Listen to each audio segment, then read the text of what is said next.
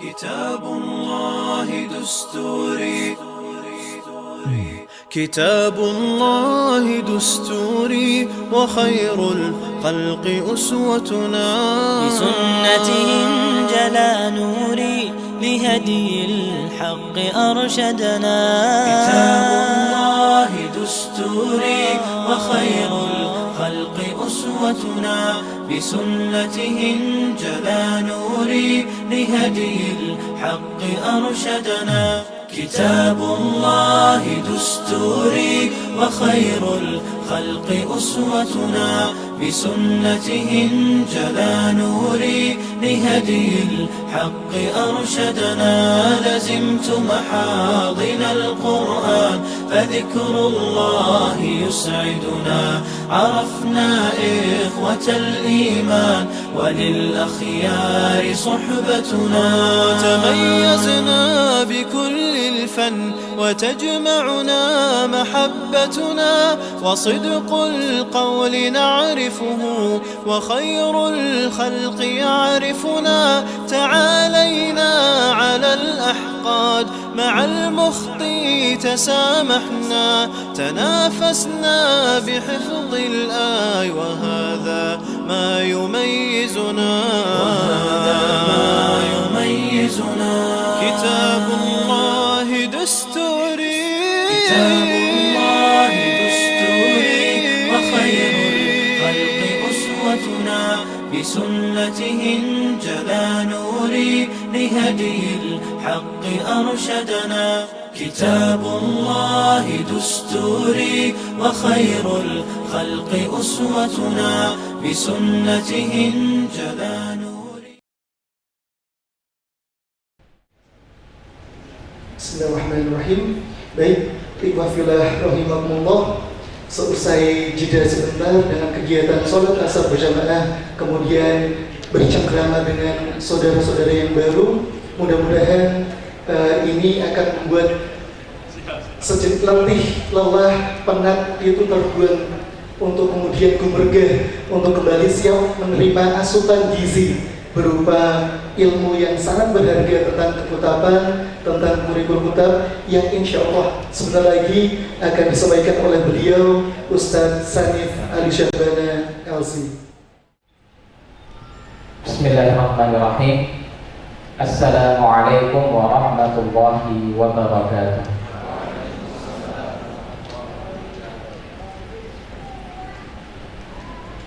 Alhamdulillahirabbil alamin.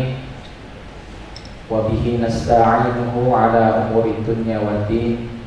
Wassalatu wassalamu ala ashrafil anbiya'i wal mursalin Sayyidina wa maulana Muhammadin wa ala alihi wa sahbihi ajma'in.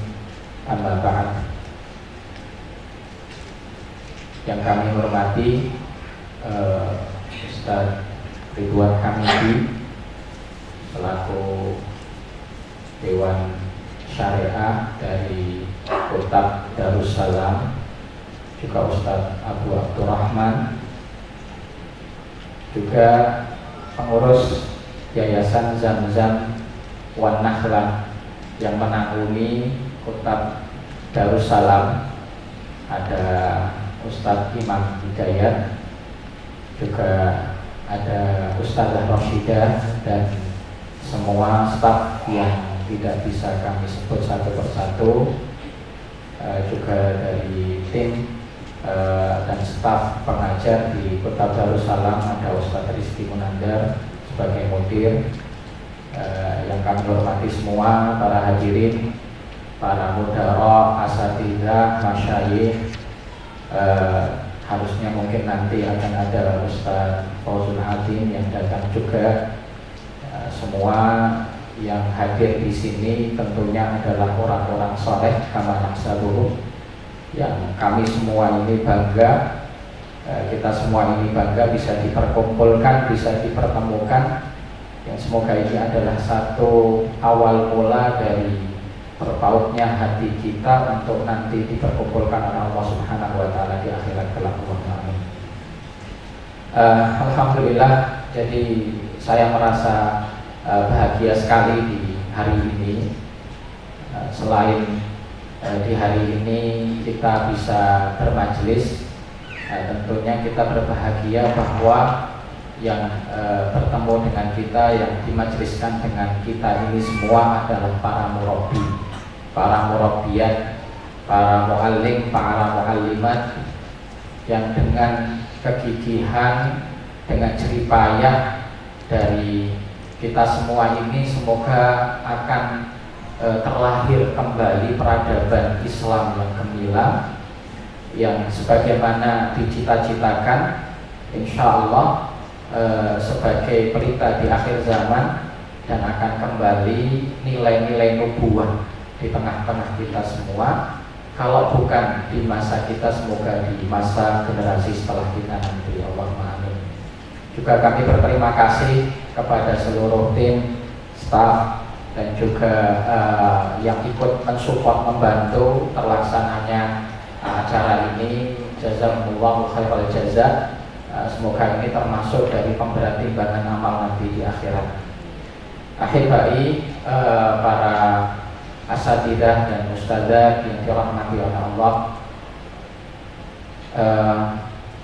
sebagaimana tajuk yang kita jadikan tema pembahasan kita, yaitu tentang kurikulum kotak rahim peradaban Islam, kemudian fondasi Al-Quran, iman dan adab. Ini merupakan satu materi dan tema yang sebetulnya cukup besar untuk kita diskusikan, dan qadarullah justru kami yang harus menyampaikan dengan minimnya ilmu kami, dengan kekurangan yang masih banyak dari kami pribadi. Maka kami mohon kepada para masyayikh, para asatidzah semua yang hadir di sini, mohon nanti diluruskan kiranya nanti ada hal-hal yang kurang, ada hal-hal yang keliru, ada yang salah ya. Di sini saya mengenal banyak asatidzah dan masyayikh yang sebetulnya secara kapasitas lebih berhak untuk menyampaikan di sini. Baik, jadi kalau kita berbicara tentang kutab, ini tidak lepas memang dari sejarah keemasan, sejarah indah yang pernah terukir di sejarah dulu, di catatan sirah dan sejarah para ulama, bagaimana Islam itu pernah sampai menguasai 2/3 dunia, kemudian menjadi peradaban yang paling unggul. Itu tidak lepas dari proses pendidikan yang memang terstruktur ya, dan memang sebagaimana digambarkan Ustadz Ridwan tadi ya, tidak main-main dan tidak sembarangan dalam menatanya. Bagaikan orang yang membangun gedung yang menjulang, itu butuh proses, butuh detail yang luar biasa. Dan ternyata fondasi yang paling dasar itu adalah kutab. Jadi kutab ini kan merupakan fase pendidikan yang paling awal bagi anak-anak kita. Tentunya setelah mereka mendapatkan pendidikan dari orang tua masing-masing, maka kemudian mereka melanjutkan dengan pendidikan di kutab atau jamaknya katatib ya, yang kemudian berproses demikian rupa sehingga mereka bisa menjadi sosok-sosok yang memegang estafet perjuangan Rasulullah SAW menyampaikan risalah dari generasi ke generasi. Para asatidzah dan ustadzah, kami beberapa waktu lalu pernah menyampaikan satu materi waktu itu bertempat di Kutab Darussalam ya, tentang rukun pendidikan. Kemudian makalahnya dicetakkan di situ. Hanya kemudian untuk materi yang kita bahas ini memang butuh disinkronkan dengan tambahan qadarullah untuk menyelesaikan layout settingnya itu baru kemarin sore. Jadi memang kami telah mengirimkan kepada panitia, akan tetapi insya Allah bisa diikuti lewat PDF yang sudah dikirim di grup insya Allah. Dan mungkin nanti bisa untuk berikan catatan ataupun nanti ada evaluasi dari hal-hal yang kurang terkait makalah tersebut. Kita mulai mungkin membahas pendidikan dari hal yang paling mendasar, yaitu tarif. Biasanya bagi yang belajar usul fikih itu tidak akan lepas dari istilah al-had ataupun tarif. Karena dengan had ataupun dengan tarif, pola pikir seseorang itu bisa diarahkan kepada visi yang benar, sehingga membatasi sesuatu yang tidak layak masuk, sebagaimana tidak mengeluarkan hal-hal yang harusnya ada di dalam. Itulah digambarkan hati itu kan seperti pagar zamannya Hudud, itu seperti pagar yang memagari pola pikir seseorang. Begitu juga kita membangun paradigma kita tentang pendidikan. Nah, kami mencoba untuk mendasari dengan hal tersebut. Maka di slide yang paling awal, pengetahuan, kemudian karakter dan adab, yang ketiga skill, keterampilan. Kemudian di fase selanjutnya rukun pengajaran. Nah, rukun pengajaran ketika kita mengajarkan ilmu, di samping rukun pendidikan yang tiga tadi, ada guru, ada murid, kurikulum, maka juga membutuhkan 3 hal lagi, yang sebetulnya ini adalah penjabaran dari 3 rukun yang awal atau 3 rukun pendidikan yang saya sampaikan. Metodologi, ya, atau thariqah, dan juga madah, materi, ini masuk dalam kurikulum. Kemudian motivasi guru ini masuk di dalam rukun yang pertama, yaitu guru. Karena yang lebih penting dari guru itu sendiri motivasinya. Ya, guru yang mengajar tanpa motivasi seperti ya wujuduhu ka'adami, ya, hanya sekedar formalitas mengajar tetapi tidak ada sesuatu yang tersampaikan karena nggak punya motivasi. Motivasinya ya terkait masalah adab-adab hati, terutama ikhlas, totalitas, kemudian juga ihsan, ya, dan yang lainnya, itu termasuk dalam motivasi itu. Ya, ada makalah yang ma'ruf, ya, at-thariqatu ahammu minal madah. Metodologi lebih penting daripada materi. Ya. Wal ustadu ahammu minat thariqah. Guru lebih penting daripada metodologi. Ya. Waruhul ustadi ahammu min ustadi nafsi. Waruhul ustadi ahammu minal ustadi nafsi. Dan motivasi guru atau kepribadian guru, ya, motivasi dalam mengajar, keikhlasan, totalitas, itu lebih penting daripada guru itu sendiri. Ini bagian dari rukun pengajaran. Nah, yang nanti kita akan bahas baru di sisi ini, kita belum akan masuk kepada metodologi, karena ini nanti bagian lain dari kurikulum. Ketika kita membuat kurikulum, bukan sekedar naruh materi, buku-buku, kemudian ngatur menjadi sebuah jadwal, tapi lebih dari itu adalah kaifiyah atau thariqah, tata cara ngajarnya.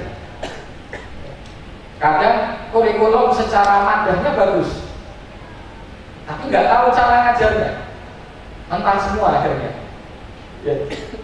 Maklumat ataupun ilmu tidak sampai kepada murid karena cara menyampaikannya salah.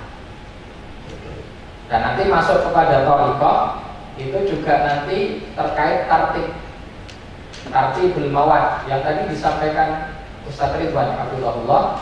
Tartibul mawad dalam istilah talaqi itu kita kenal dengan tadarruj. Ada tadi tahapan dan urutan, begitu ya. Jadi salah kalau disebut urutan dan tahapan, tapi tahapan dan urutan. Baik, ini rukun pengajaran. Jadi Kita akan membahas nanti dari sisi ini saja, materi. Belum akan masuk kepada metode. Baik, ini kurikulum. Kemudian satu persatu kami coba bahas, tapi nanti kita tidak akan mendetail di situ adab dan iman. Contohnya kami bedakan antara definisi adab dan definisi iman. Ya, segala yang dihasilkan oleh akal manusia dari segala kebaikan ini ada. Kemudian ini secara bahasa, yang di atas ini takrif secara bahasa. Sedangkan secara istilah ada 3 yang bisa kami hadirkan.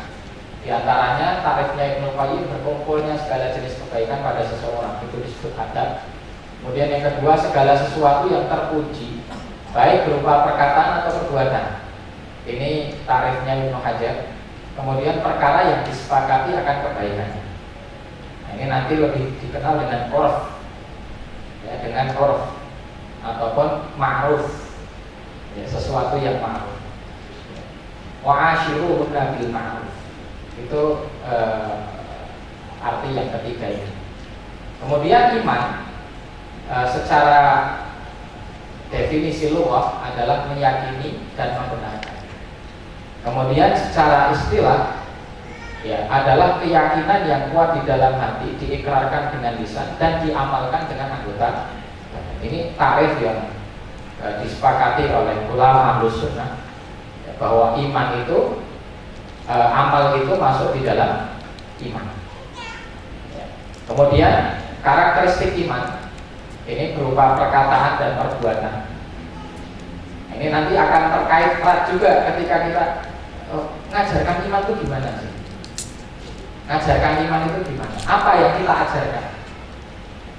Ketika iman itu diartikan perkataan dan perbuatan, artinya ketika kita didik anak untuk beramal, itu sedang mendidik iman. Ya. Ketika kita mendidik anak untuk beramal, itu sebetulnya sedang mendidik iman. Kemudian karakteristik yang kedua, bertambah dengan ketaatan, berkurang dengan kemaksiatan. Nanti masuk juga dalam tarbiyah bimakna ri'ayah, penjagaan, bagaimana kita menjaga anak-anak kita agar imannya stabil. Kalau mereka bermaksiat berarti kan drop iman. Itu nanti masuk ke kurikulum juga. Kemudian di karakteristik iman yang ketiga, memiliki pokok dan cabang. Ya, asrul iman wa syu'abul iman. Ya. Kemudian cabang tertingginya adalah kalimat la ilaha illallah. Bagaimana dalam hadis syu'abul iman. Al-iman bid'un wa sittun aw bid'un wa sab'una syu'batan. Ala kalimatul la ilaha illallah wa adnaha imatatul adha anil tariq wal haya'u syu'batun min iman. Ini karakteristik iman yang banyak disampaikan para ulama. Saya bukukan 3 yang mungkin kaitannya sangat erat dengan setting kurikulum kita nanti.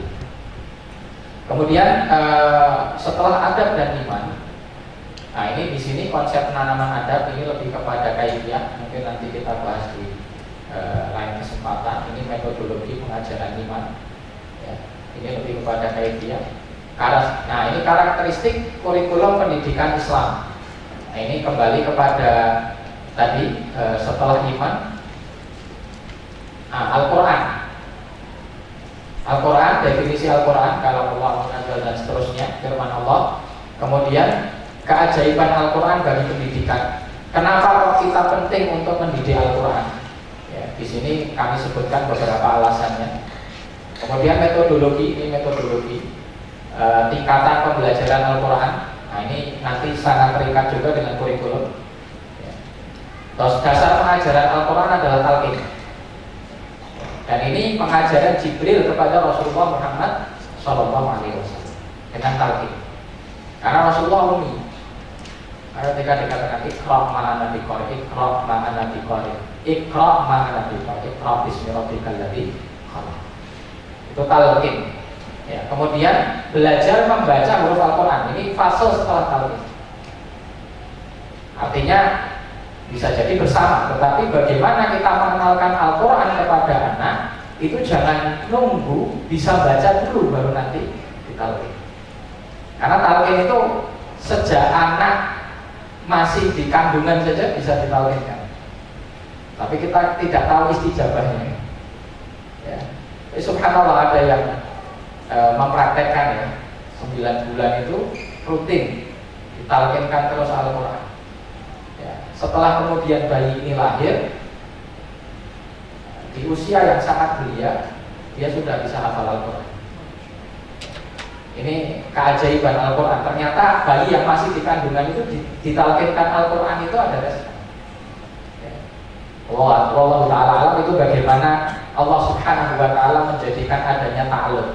Kemudian yang selanjutnya, setelah belajar huruf-huruf Al-Quran, belajar tajwid, tahsin. Ya, tentunya tajwid secara praktek. Secara praktek dikedepankan dibanding secara teori. Karena kesepakatan para ulama tajwid, para qurra, bahwa hukum mempelajari ilmu tajwid itu fardu kifayah, tetapi mengamalkannya fardu ain. Nah, jadi kan yang penting benar dulu bacanya. Nanti teorinya apakah ini nanti mat arif sukun atau mat riwat atau mat wajib muttasil, mat jaiz munfasil, itu nanti setelahnya. Bagaimana caranya? Ya dengan talqin tadi. Dengan talqin kadang anak bacanya sudah benar, tapi kalau ditanya hukumnya apa belum tahu. Nah, ini maksud secara praktek. Kemudian belajar menulis Al-Quran, kita batul Quran, dan itu penting. Di Afrika sampai sekarang, di Somal, kemudian di Kenya, di Senegal, ya, kami punya juga dulu teman-teman dari Somalia. Ketika kami tanya thariqah mereka untuk menghafal Al-Quran, itu masih pakai lauhah, ya, pakai lauhah. Jadi prosesnya itu betul-betul klasik sekali.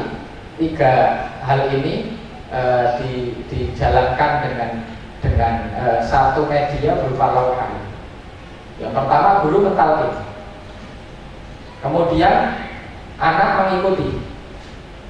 Setelah itu dia ulang-ulang apa yang dia hafal, setelah itu disetorkan. Setelah disetorkan, ada yang menambahkan proses juga. Setelah talqin, gurunya menulis. Kemudian nanti anaknya mengikuti tulisan. Disitu dihapus. Setelah selesai, ya, dia diminta untuk menulis hafalan itu di lauhah. Ya. Menurut tajrubah para para qurra, setinggi-tinggi hafalan itu ketika seorang thalib bisa menuliskannya, ya, dengan tulisan an-dhahril ghaib. Jadi hafal surat Az-Zalzalah contohnya, dia nanti menuliskan. Itu kalau sudah bisa sampai seperti itu rasyid. Gitu ya. Tentunya salah satu isti'anah menuju ke situ adalah dengan terbiasa di murajaah ketika sholat. Tapi kalau anak-anak kecil nampaknya belum bisa seperti itu. Masih seumur kota, ayo dia mulai murajaah juz 1 ya. Kayaknya belum mampu. Makanya salah satu caranya dengan kitabah. Nanti kita akan bahas masalah kitabah ini. Belajar menulis Al-Quran. Kemudian menghafal mandiri. Ya, setelah anak ini tahsin dan tajwidnya bagus, sudah bisa baca, maka kadang talqin ini mulai dilepas sedikit demi sedikit. Ya, prosesnya dilepas sedikit demi sedikit. Setelahnya tinggal tasmin saja. Artinya bagaimana guru yang mutqin itu mendengarkan hafalan dari santri yang menyetorkan sedikit demi sedikit hafalannya. Disitulah ada proses tasbih. Nanti di level paling tingginya adalah sampai kepada sanad. Kemudian tadabbur ayat, kemudian tafsir, kemudian baru belum tafsir. Ternyata jenjang yang harus dilewati dalam pembelajaran Al-Quran itu masih banyak. Meskipun sekarang semangatnya baru sampai kepada hifdzul Quran, Nah, perlu nanti dikembangkan lagi semangat untuk tadabbur, perlu dikembangkan lagi untuk nanti sampai kepada tafsir Al-Quran. Baik. Kemudian selanjutnya bahasa Arab. Nah, ini bahasa Arab kami jabarkan secara global dalam dua fase, aktif dan pasif. Untuk bahasa Arab aktif ini hanya membutuhkan bi'ah, kemudian fahmul masmu' dan takbir. Ya. Ini mungkin jadi kata kuncinya nih bi'ah Arabi. Karena Imam Syafi'i ya, sekelas Imam Syafi'i saja masih butuh memperbaiki lughah. Akhirnya beliau talaki kepada kabilah Hudzail Arabi. Yang dikatakan di situ masih sangat murni. Ya, lisannya itu masih mustaqim. Ya. Maka Allah sifati lisanun Arabiyyun mubin di dalam Al-Qur'an. Ya.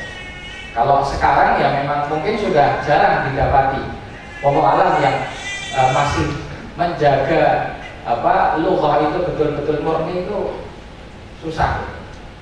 Ya. Bahkan di beberapa negara Arab sendiri sudah nggak gaul kalau orang itu pakai bahasa Arab Fusha. Pernah ada seorang talib ketika umrah,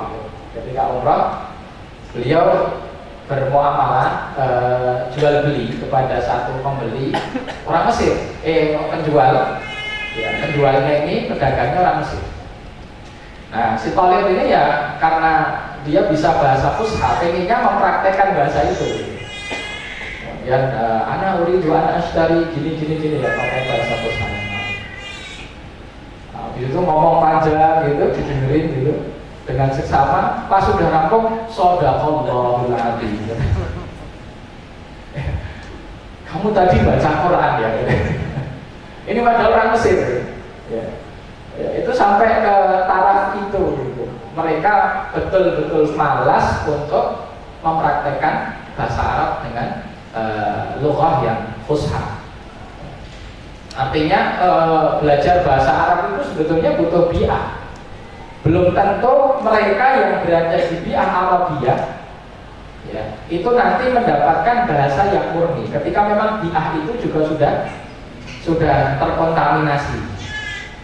Nah, setelah bi'ah ya harus mau mendengar kalamul Arab. Maka nanti yang dibutuhkan fahmul masmu'. Ada bi'ah tapi tidak mau mukhalatah atau muasyarah, ya sama saja. Ada mahasiswa Indonesia yang dia belajar di negeri Arab 4 tahun, 5 tahun, 6 tahun, pulang tidak bisa bahasa Arab. Ada, gitu. Ya bisanya bahasa pasaran gitu. Bahasa pasaran yang dipakai itu bahasa amiyah. Atau sekedar bahasa transaksi saja, yang penting tahu ana ashtari ada khamsumiyah riyal dan seterusnya, tahu itu saja mufradat harian yang dia pakai ketika bermuamalah dengan orang sana. Tapi ketika sudah masuk kepada muhadharat masyayikh atau kadang untuk menjelaskan apalagi diskusi, wah itu sudah berat. Sebabnya kenapa? Karena tidak bermuasyarah, ada bi'ah tapi tidak dimanfaatkan. Ya, kerjaannya di kamar isinya orang Indonesia semua, ya, tahaddutsnya di situ dengan bahasa Jawa gitu kan. Kebetulan dari Jawa yang sudah gitu kan. Malah kadang ada yang belajar bahasa daerah lain justru di luar negeri. Ya itu ada teman-teman yang dulunya nggak paham bahasa Jawa. Karena kemudian waktu di Sakan itu satu kamar dengan teman-teman dari Jawa, akhirnya jadi bisa bahasa Jawa. Belajar bahasa Jawanya di mana? Di Madinah, ya, di Mekah. Belajar bahasa Jawanya di Son'a gitu. Nah, itu terjadi. Kemudian ini mungkin untuk lughah aktif, kemudian pasif. Ini butuh belajar ilmu nahwu, sharaf, balaghah, kemudian al-arud. Ini tentang syair, tentang qafiyah, ya, abiyat syiar. Jadi kalau dalam lughah secara umum untuk membedakan yang mustaqim dan yang munharif itu dengan nahwu, ya, nanti di situ kita mengenal i'rab, maka dalam syair Arabi itu nanti ada ilmu arab. Baik. Bahasa Arab sempat kita lewati peran hafalan dalam keilmuan Islam. Ini juga kita sebutkan beberapa poin penting, dan ini tradisi yang nggak boleh hilang dalam pendidikan kita.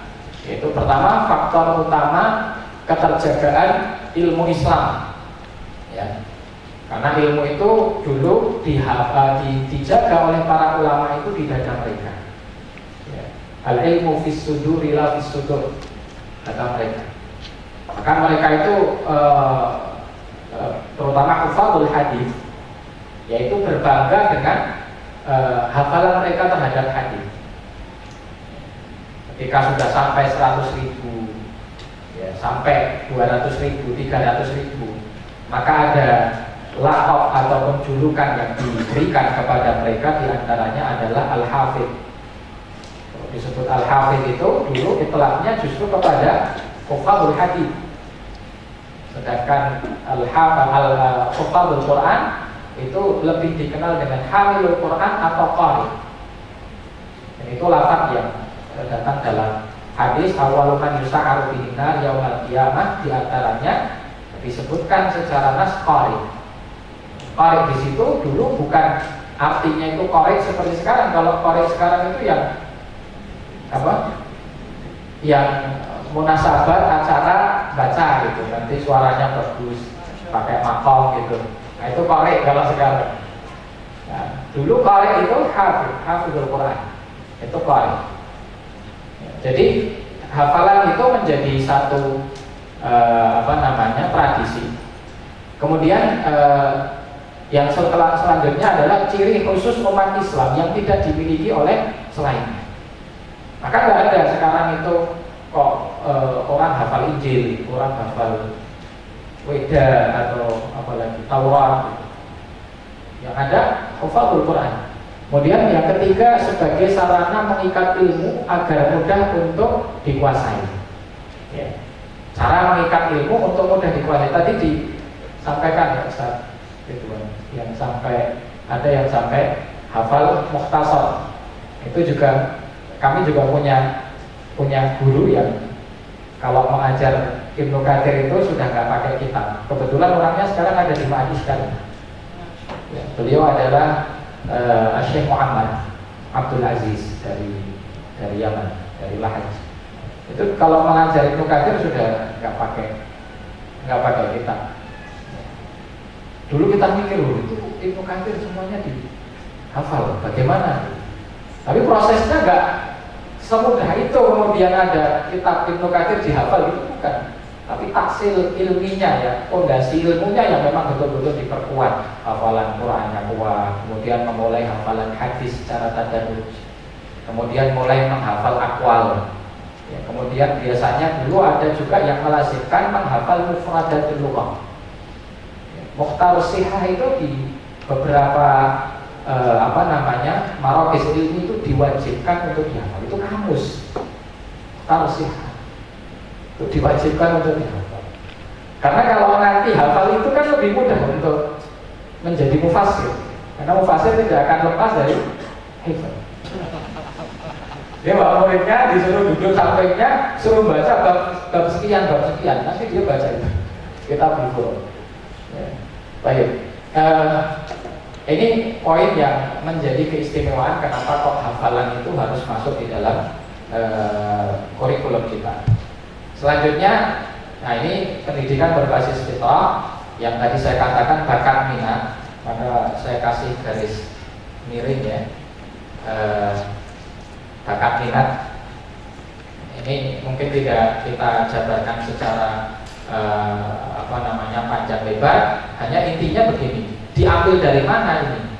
Ya, Ibnu Qayyim menyampaikan bahwa ketika anak itu kita arahkan kepada satu fak atau satu disiplin ilmu yang bukan menjadi kecondongan dia atau bukan bakat dia, maka dia tidak akan sukses.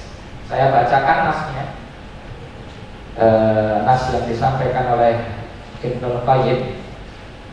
Baik.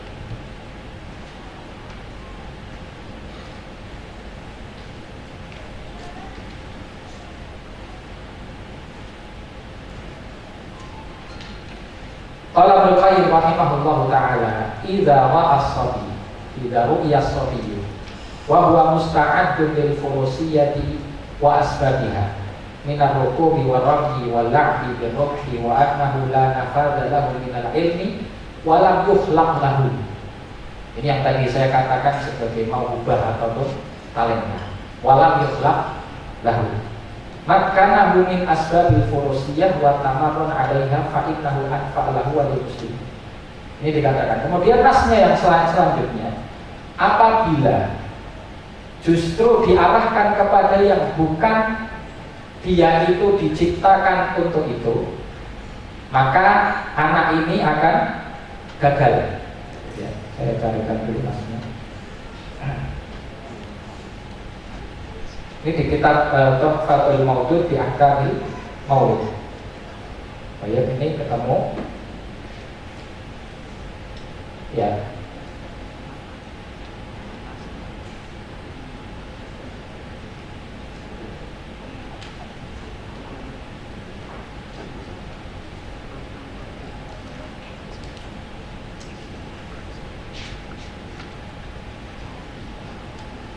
Panjang soalnya di satu pasal ya. Ini di sini di awal dikatakan wa mimma yabtaghi an yu'tamad halus shabi wa ma huwa musta'adun lahu minal a'mali wa muhayya' lahu minha fa yu'allamu annahu makhluqun lahu fala yahmilhu ala ghairi ma kana ma'dunan fihi syar'an fa innahu in hamalahu ala ghairi ma huwa musta'adun lahu lam yuflih aw lam yuflih fihi wa fatahu ma huwa muhayya' lahu. Jadi kalau dia itu nanti dipaksakan kepada satu jurusan atau disiplin yang dia itu tidak diciptakan untuknya, maka anak ini akan gagal. Ini kata Ibnu Qayyim. Nah, diambil dari mana? Diambil dari sirah juga. Para sahabat ridwanullah alaihim ajma'in, Rasulullah tidak memaksakan mereka menjadi satu model yang sama. Gitu. Fa inna dzalika muyassarun ala kulli ahadin li taquma hujjatullahi 'alal haq. Ya, artinya ini semua, artinya bakat minat itu mulai diarahkan setelah mereka menyelesaikan pembelajaran bab-bab pokok urusan agama. Jangan sampai sudah basisnya bakat minat dari sejak kecil sudah nggak diajari sholat, nggak diajari, nggak paham sirah, nggak tahu tentang Rasulullah, nggak tahu tentang sahabat. Ya, yang istilahnya itu daruriyat, hal-hal yang wajib, yang pokok itu harus diselesaikan. Setidaknya fikih harian, fikih ibadah, fikih muamalah harian yang dia itu. Jadi kita lihat di sini pendidikan ini kalau didefinisikan secara bahasa, ya, ini memiliki 4 makna ya. Memiliki 4 makna yang kemudian ulama tarbiyah berusaha mendeskripsikan lebih detail lagi tentang makna bahasa daripada pendidikan. Yang pertama mungkin di sini bisa saya tunjukkan ya, ini di sini at-taghdiyah atau pemberian asupan. Ditulis pengasupan, gitu. Pemberian asupan mungkin tepatnya at-taghdiyah. Kemudian juga pendidikan dengan makna al-insya.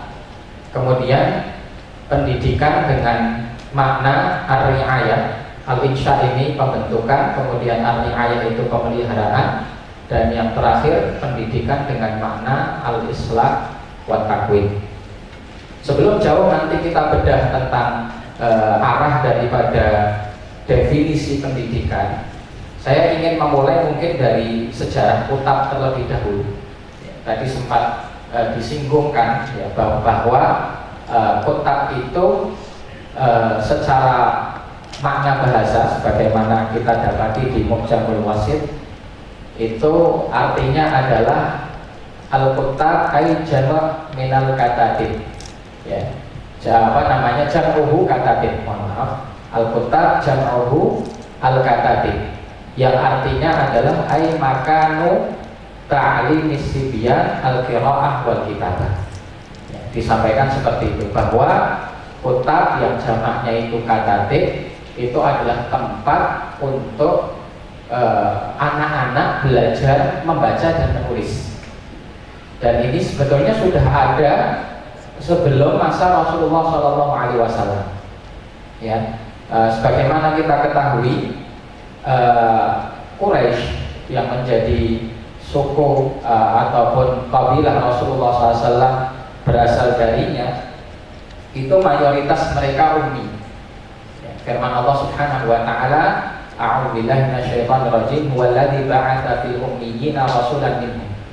Ya, jadi mayoritas mereka ini ummi, yaitu la yaqra wa la yaktub.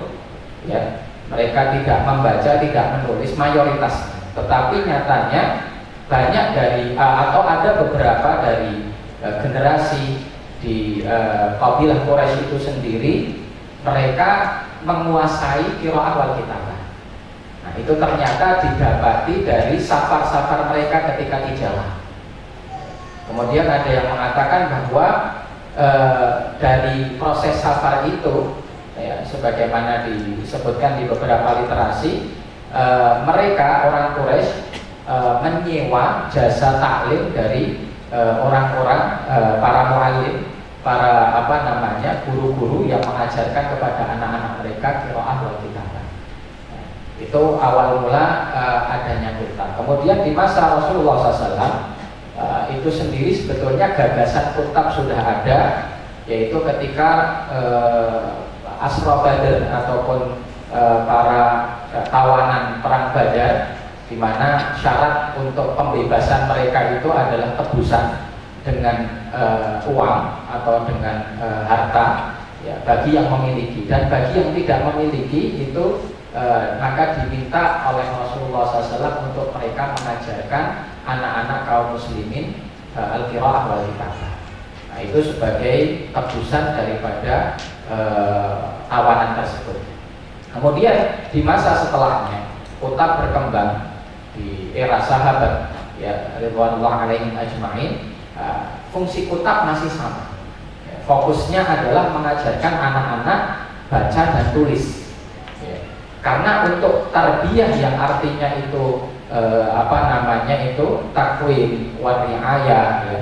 Kemudian juga tarbiyah dengan arti takdim, ya, itu sudah diperankan oleh orang tua mereka masing-masing, ya. Dan kita ketahui hampir semua sahabat itu murabbi, hampir semua sahabat murabbi. Maka mereka mentarbiyah anak mereka di rumah masing-masing, ya. Nanti kita akan membahas tentang tentang tarbiyah iman, tentang tarbiyah adab, itu diperankan orang tua masing-masing di rumah-rumah mereka sendiri, ya. Maka kalau kita mungkin pernah terpikir bagaimana kesuksesan generasi sahabat, ya, dalam mendidik, kemudian kita mungkin bertanya kurikulumnya seperti apa, ya, susah kita dapatkan dengan pola yang tertata seperti itu, karena madarisnya banyak, ya, katatibnya itu begitu banyak.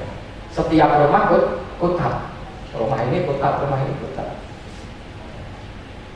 Hal yang belum dimiliki oleh semua sahabat adalah kemampuan mereka mengajarkan qiraah wal kitabah. Maka diadakanlah namanya kutab.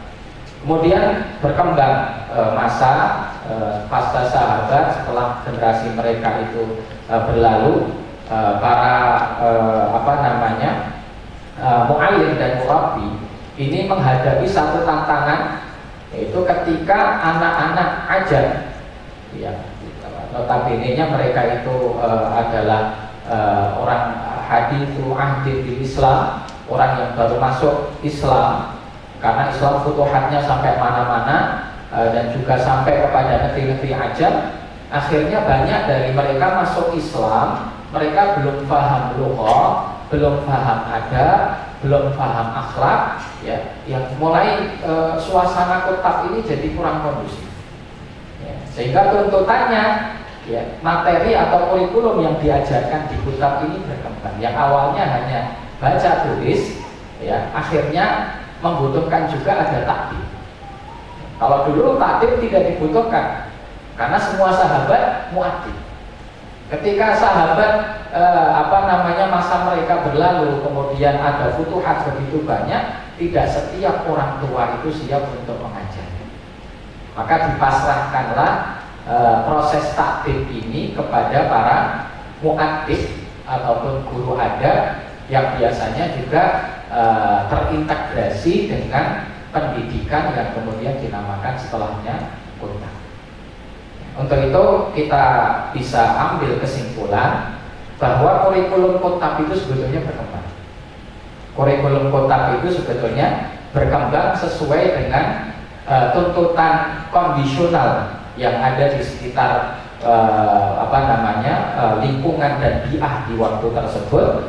Ya, sebagaimana juga nanti perkembangannya adalah disesuaikan dengan kebutuhan umat terhadap ilmu-ilmu yang mungkin belum masuk atau belum ada di madaris, di tempat-tempat pembelajaran mereka. Ya, ini yang bisa kita tarik kesimpulannya. Kemudian ada satu fakta menarik ketika kita baca di bukunya Ibnu Sahnun dan juga Imam Al-Qabisi. Ya, keduanya ini punya karya yang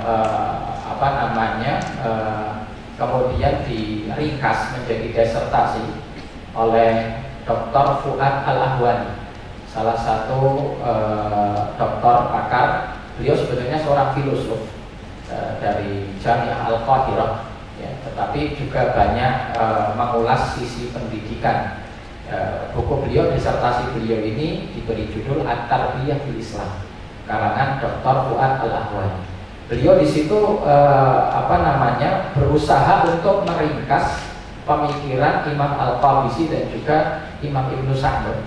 Kedua-duanya itu dari Qayrawan, satu wilayah di sekitar Tunis, ya, Tunis Qayrawan, bermadhab Maliki dan banyak mengabadikan proses pembelajaran di fase kuntab. Nah, di antara yang beliau catat, kuntab itu secara garis besar terbagi di masa itu, di masa mereka itu menjadi 4 pos. Pos yang pertama kuntab di Masyriqil Arabi, kemudian pos yang kedua di Maghribil Arabi, pos yang ketiga di Afrika, dan pos yang keempat di Andalus. Dan dari 4 pos kuntab ini ternyata memiliki kurikulum yang sedikit berbeda atau mungkin mencolok gitu. Bahwa kuntab di Masyriq dan Maghrib, karena latar belakang bi'ah mereka adalah Arabiyah, mereka mengedepankan pembelajaran Al-Quran daripada lughah Arabiyah.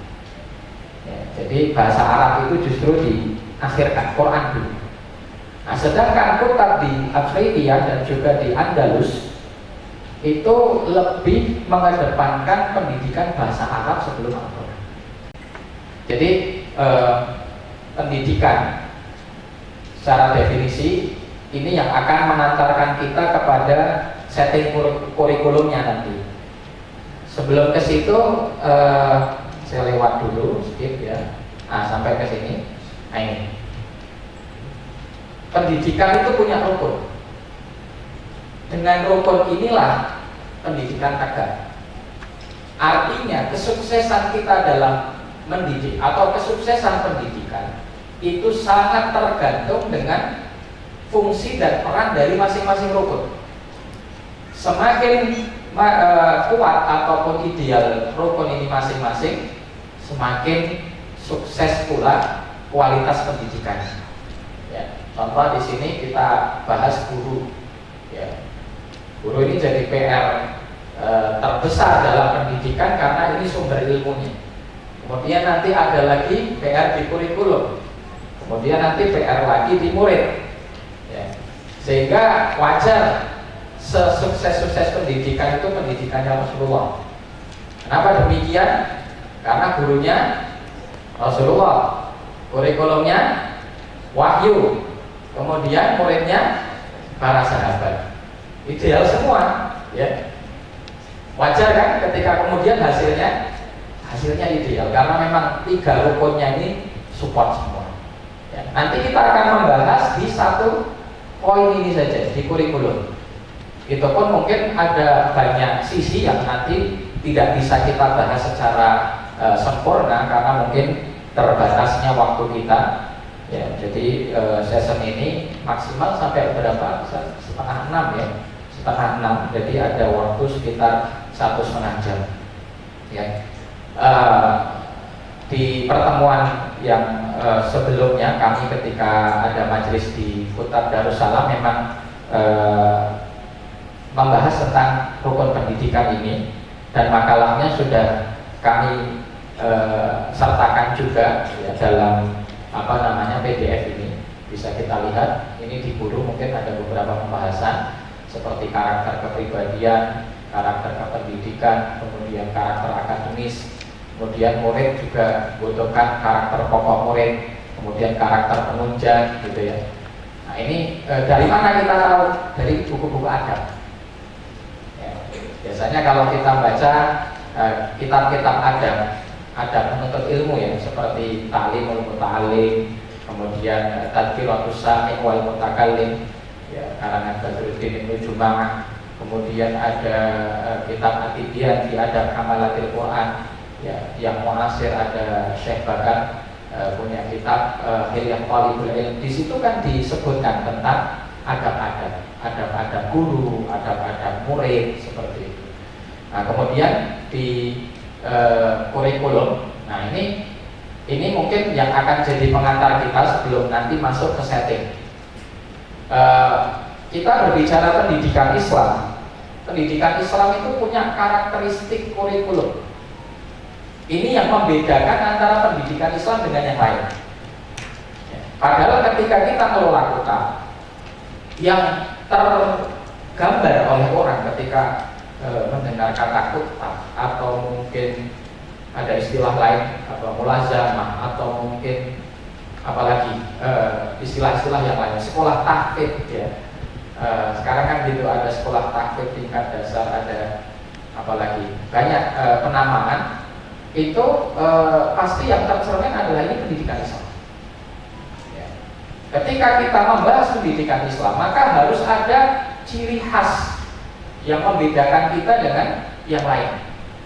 Nah, kami coba untuk memberikan beberapa ciri khas yang tidak akan didapatkan di model pendidikan selain Islam. Yang pertama, Al-Quran. Artinya apa? Pendidikan Islam itu harus ada Al-Quran. Kemudian yang kedua, adab dan iman ya. Ini yang nggak bakal kita dapat di sekolah-sekolah umum ya. Kemudian hafalan. Ini tradisi yang dari dulu tidak pernah lepas dari para ulama, yaitu motivasi untuk menghafal. Dan kita dapati banyak ilmu dalam Islam itu dituntut untuk kita menghafalnya. Maka Imam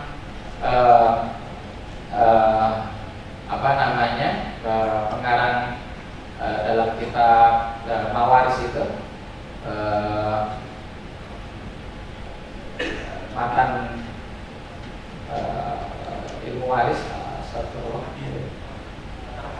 Ar-Rahabi, Imam Ar-Rahabi menyampaikan di dalam matanya, di dalam matan Rahabi yang mengatakan fahfal faqulu hafidin imam, fahfal faqulu hafidin imam. Maka hafallah ataupun menghafallah, karena siapa yang hafal dialah yang akan jadi imam, dialah yang akan menjadi pemimpin. Ini salah satu keistimewaan. Kemudian bahasa Arab, ini juga nggak didapati di dalam pendidikan lain. Dan ini yang sekarang diupayakan untuk dipisah dari kita. Maka tadi saya katakan sampai di beberapa kitab yang memang latar belakang biahnya itu bukan Arabiyah ya. Pendidikan bahasa Arab itu masuk di dasar, di awal. Karena itu sebetulnya menjadi alat untuk para murid ini paham kitabullah wa kitab Rasul, paham Al-Quran dan Sunnah. Karena buat apa anak-anak menghafal gitu saja, menghafal tanpa dia paham.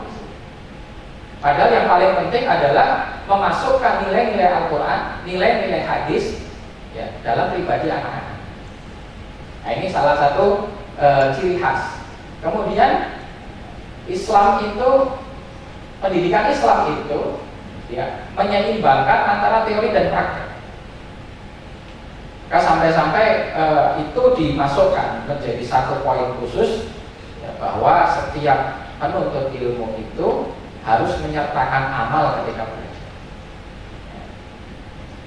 Nasihat Imam Ali, hatafal ilmu bil amal, fa'in ajabahu wa illa tahan, kan seperti itu.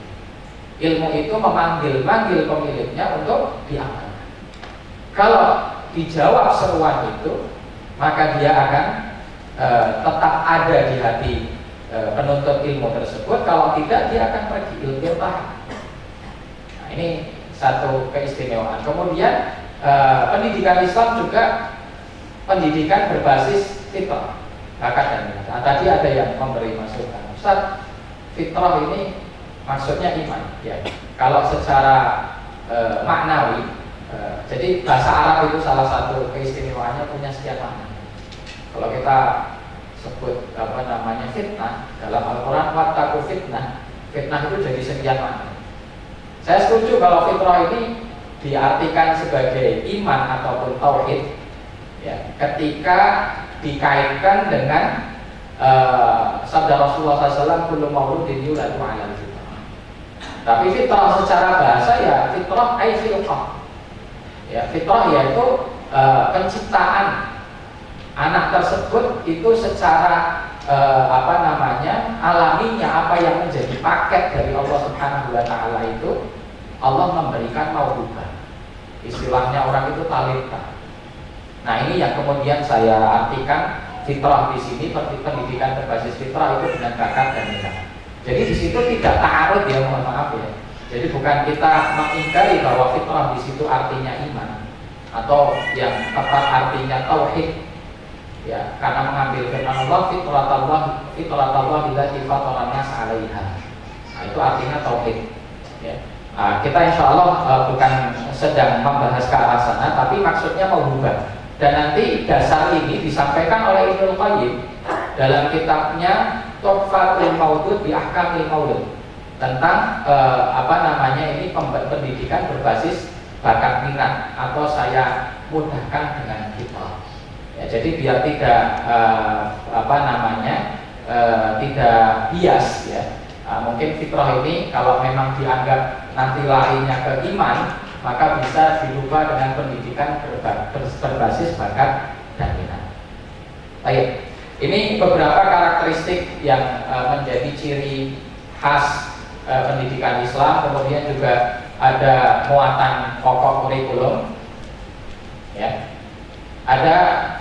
Ini nanti akan kita bahas di setup kurikulum, insya Allah, yaitu keilmuan berulang-ulang mengamalkannya anak harus tahu. Ya, kemudian juga kewajiban-kewajiban dia sebagai hamba, ya, tentang tauhid, tentang iman harus tahu dulu. Ya, karena ini yang nanti akan mengarahkan bakat minat itu untuk bisa dijadikan khidmah bagi umat. Itu ketika anak punya fondasi kuat dulu di dalam urusan agama. Artinya fondasi kuat urusan agama itu bukan harus kemudian anak hafal Al-Quran 30 juz, hafal Sahih Bukhari Muslim, nggak harus seperti itu. Ya, dan dulu para sahabat pun tidak semuanya khatam 30 juz. Bahkan diriwayatkan itu jumlahnya nggak banyak. Karena ketika perang Yamamah, kemudian banyak gugur dari kalangan hufadzul Quran, ada 70 sekian hufadz yang gugur di perang Yamamah. Itu yang menjadi latar belakang terdorongnya Abu Bakar As-Siddiq untuk jamul Quran, untuk menulis Al-Quran. Gara-garanya gugurnya para hufadz. Artinya kalau 70 itu dianggap banyak, itu perbandingannya sedikit. Karena sahabat Rasulullah SAW ketika beliau meninggal itu lebih dari 100.000. Sahabat Rasulullah SAW ketika Rasulullah wafat itu lebih dari 100.000, lebih dari 100.000 orang jumlahnya. Artinya kalau 70 itu dianggap banyak, berarti dianggap sedikit dibandingkan 100.000. Ini artinya ya dengan kapasitas sebagai qari yang tadi kita sampaikan. Diriwayatkan Umar bin Khattab radhiyallahu taala anhu itu menghafal surat Al-Baqarah itu bertahun-tahun. Sampai-sampai ketika beliau khatam saking senangnya kemudian bersyukur atas nikmat itu, beliau menyembelih sapi. Ya. Menyembelih sapi, khatam surat Al-Baqarah yang disembelih sapi. Artinya gini, ada kedalaman yang berbeda antara cara menghafalnya mereka dengan cara menghafalnya kita. Itu yang pertama. Yang kedua, bahwa para sahabat itu tidak memprioritaskan sisi hafalan sebagai tujuan akhir. Tapi yang terpenting dari semuanya adalah pembelajaran Al-Quran. Nilai-nilai Al-Quran itu masuk kepada anak. Ya. Baik, ini tadi kita keluar sedikit ke sisi hafalan. Baik. Kemudian keseimbangan antara teori dan praktek, insya Allah ma'ruf. Ada satu yang belum saya sebutkan di sini. Ya, karakteristik kurikulum pendidikan Islam adalah apa? Sanad. Sanad belum masuk. Dan itu sebetulnya bagian yang sangat penting. Ini sekarang ini kita mulai diserang dari sana sini. Ya. Kemudian keautentikan ilmu kita juga dipertanyakan, maka semakin kita butuh kepada sanad. Ya, Imam Ibnu Sirin mengatakan al-isnadu minad-din. Walau lal-isnad laqala man syaa ma syaa. Dulu ini dikatakan sebetulnya di dalam masalah sanad hadis. Tapi kemudian sanad itu menjadi salah satu faktor keterjagaan ilmu juga selain hafalan. Keterjagaan ilmu itu dengan sanad. Karena kalau nggak dengan sanad, bagaimana kita mengetahui bahwa ilmu yang disampaikan itu otentik atau tidak? Orang bisa ngomong seenaknya. Nah, ternyata sanadnya dari Syekh Google. Nah, repot kan? Sanadnya dari Syekh Google. Nah, di situ terkumpul yang baik dan yang buruk. Nah, kalau yang diambil yang buruk, nyampaikan kepada umat. Nah, ini bermasalah. Maka ini satu hal yang mungkin bisa dimasukkan juga dalam karakteristik kurikulum pendidikan Islam, yaitu tentang sanad. Di beberapa madaris, terutama yang masih menjaga ketradisionalan metodologi dan juga konsep, sanad ini masih betul-betul dilestarikan. Jadi ketika talib selesai satu kitab tertentu, satu buku tertentu, maka guru yang tentunya dia punya sanad akan memberikan dia ijazah. Ya. Kalau sekarang kita sudah betul-betul lebih modern, sebetulnya syahadah yang dimiliki anak-anak itu kan sanad, hampir mirip seperti itu. Tapi kemudian amanahnya semakin berkurang di akhir zaman ini. Amanahnya semakin berkurang, orang mulai tasawuf. Ya. Ketika santri atau murid itu punya syahadah, itu belum betul-betul menunjukkan kapasitas ilmu. Ya. Belum betul-betul menunjukkan kapasitas ilmunya karena mulai ada penurunan amanah ilmiah, terutama di dalam memberikan sanad ataupun ijazah. Allah Ta'ala. Baik, ini nanti kita akan jabarkan di lain waktu rukun pendidikan ini. Kita masuk kepada inti daripada pembahasan kita tentang kurikulum.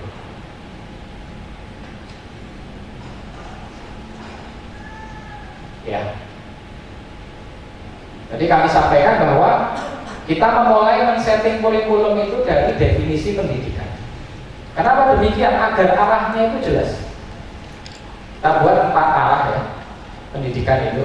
Pertama, pendidikan dengan makna al-insya. Ya. Atau tarbiyah dulu. Pendidikan dengan arti at-tarbiyah. Nah, ini makna at-tarbiyah dalam lughah itu nanti kembali kepada 4 makna besar. At-tarbiyah artinya pemberian asupan. Maka ketika orang tua memelihara anak, memberi dia makan, menjaganya hingga tumbuh dewasa, itu sudah dianggap sebagai tarbiyah. Ya. Kan gitu. Maka dalam doa kita, ya, kama rabbayani shaghira. Meskipun mungkin tarbiyah itu belum menyeluruh, baru sisi zahir ataupun tarbiyah yang lebih kepada fisik. Ya. Tapi tarbiyah di situ maksud pendidikan yang diberikan oleh orang tua kepada anak-anaknya, dan ini umum dilakukan oleh orang tua yang ada, itu pendidikan dengan arti tarbiyah. Maka setiap hari dicarikan rezeki, diberi makan, diberi minum, ya, agar dia bisa tumbuh, bisa sehat sampai nanti dewasa. Nah, dalam pendidikan yang berarti takdir, maka tarbiyah ini atau pemberian asupan itu harus menyeluruh kepada 3 objek atau 3 target. Yang pertama rohani, kemudian jasmani, akal. Ini harus menyeluruh kepada 3 itu. Belum dikatakan dia itu mentarbiyah dengan bagus kalau yang ditarbiyah hanya jasmaninya. Dan ini orang tua sekarang fokusnya hanya ini, jasmani saja. Tarbiyah jasmani udah nggak hitung-hitungan. Tapi kemudian mereka punya kelalaian di dalam tarbiyah rohaniah dan juga insya Allah ada khalifahnya, nanti akan kita jabarkan. Kemudian dari sisi al-insya, tarbiyah itu juga diartikan al-insya, bermakna takwin. Ya, tarbiyah itu bermakna at-takwin atau al-insya, membentuk atau menjadikan sesuatu wujud. Maka dari makna pendidikan al-insya kita jabarkan menjadi 3 arah. Yang pertama adalah membentuk, atau bisa juga kita artikan membangun keilmuan. Kemudian karakter, yang ketiga keterampilan. Anak-anak membutuhkan 3 ini untuk mereka nanti bisa menjalani hidup, ya, bisa tahu arah kehidupan mereka, dan mereka nanti bisa menyiapkan hal-hal yang mereka butuhkan untuk kehidupan setelahnya, yaitu kehidupan akhirat. Itu membutuhkan 3 ini, keilmuan, karakter, dan keterampilan. Baik, sedangkan pendidikan dari makna ar-ri'ayah, pemeliharaan, maka rabbayu rabbi itu bisa diartikan dengan hamayah, ya, bisa diartikan dengan himayah atau ro'ayah, bisa diartikan dengan ri'ayah, ya, pemeliharaan. Maka ketika anak itu sakit, orang tuanya memberikan obat, bawa ke dokter, itu tarbiyah, dimakna ri'ayah, menjaga anak dari penyakit, mengobati anak dari penyakit, itu menjaga dia. Nah, dalam kependidikan yang artinya takdir, maka ri'ayah ini adalah ri'ayah dari apa? Dari hal-hal yang merusak mereka, merusak iman, merusak akidah, merusak akhlak. Nah, harus dijaga sehingga nanti larinya dalam konteks kurikulum harus ada peraturan dan tata tertib. Ya. Nah, nanti dibuat tata tertib di rumah, tata tertib di kota, di lingkungan. Kalau yang di pesantren lebih mudah karena 24 jam peraturan pesantren selesai. Paling nanti tantangannya ketika liburan. Nah, liburan ini gampang-gampang susah, gitu. Ya. Sering kecolongannya di situ. Di pesantren nggak boleh HP, aman juga, itu kan, karena takut kalau ketahuan HP-nya disita atau nanti ada e-cop dan seterusnya. Ketika sampai rumah lemah. Nah, akhirnya kita dapati santri-santri ketika liburan update status. Ada yang update statusnya memberikan mubarir ataupun pembenaran. Dia mengatakan peraturan itu dibuat untuk dilanggar. Ya.